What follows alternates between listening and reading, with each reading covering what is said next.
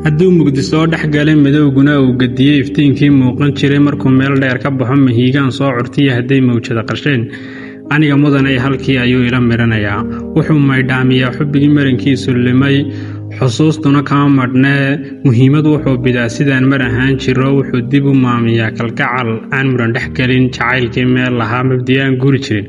qiraalkii muuladii qalinka lagu maali jiray buuggii ka mudnaa xiwaar macnaha guuduu sidiiyo wixii ereymaanka tegay dhexdeenna ka muuqday ee haddeer igu soo mirkaha markaan madashii tagiyo markaan muuqaa arkee haddaba mudanay dhankaa misaalkan kuu sidiiyo wuxuu marankiisu yahay muhiimadna uu bidaa hadduu kala maaran yimid hadduu midhuhuu lahaa magoolkii ku ooli jiray mankii laga guran jiriyo wixii manfacuu lahaa dhexdeenna ka muuqanayn mahmaa hore baa ahayd muhurto waxa loo yihiiyo naftaan laga maaransiin waxay maagtoo rabtee tusaalaha maansada iyo murtida aan kuu furee waxaan maantana ku idhi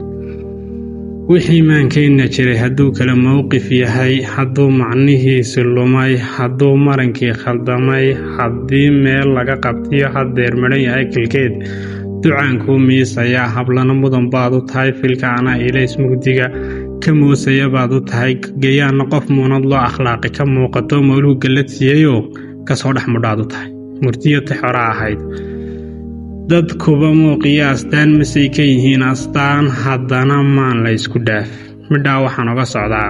inaad tahay ruux wilgale sharafna micnaheed taqaan maamuuskuna waa dushaa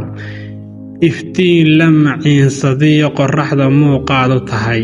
miimlayduna waa tixdaa maankaygu jeclaaday oo adiga gaarkuugu minay